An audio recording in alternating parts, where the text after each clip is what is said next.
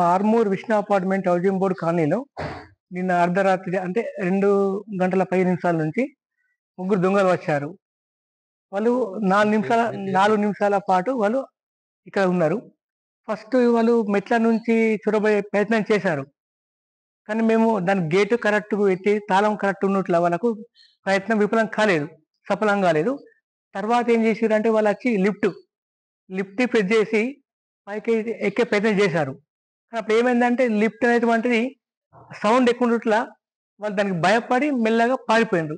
ఈ విధంగా అపార్ట్మెంట్ అంటే 35 కుటుంబాలు ఉంటాయి. ఇంత పెద్ద వ్యవస్థలో కూడా దొంగలు వస్తున్నారు.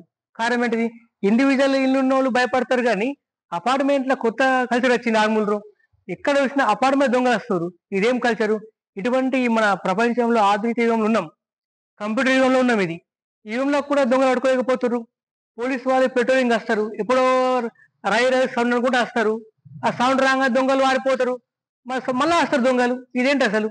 విష్ణు అపార్ట్మెంట్ లో నిన్న రాత్రి దొంగతనం కొరకు ప్రయత్నం చేయడం జరిగింది.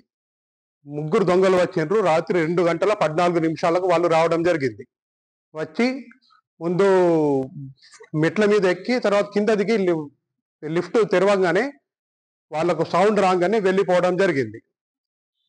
ఇదే విధంగా నా ఇంటిలోనే దొంగతనం జరిగింది. 2021 జనవరి నెలలో దొంగతనం జరిగింది. అప్పుడు 11.6 తులాల బంగారం పోయింది.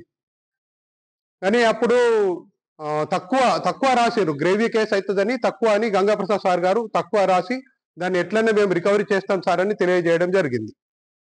ఇప్పటికీ దాని గురించి దాని రికవరీకి ఏం జరగలేదు, దొంగల్ని పట్టలేదు ఇప్పటి వరకు కూడా. అది ఆ కేసు ఈ విధంగానే నడుస్తూనే ఉన్నది. మరిన్ని వీడియోస్ కోసం ఛానల్ ని సబ్స్క్రైబ్ చేయండి. లేటెస్ట్ అప్డేట్స్ కోసం వాట్సాప్ ఛానల్ ని ఫాలో అవ్వండి. ఆ లింక్ డిస్క్రిప్షన్ లో ఉంది.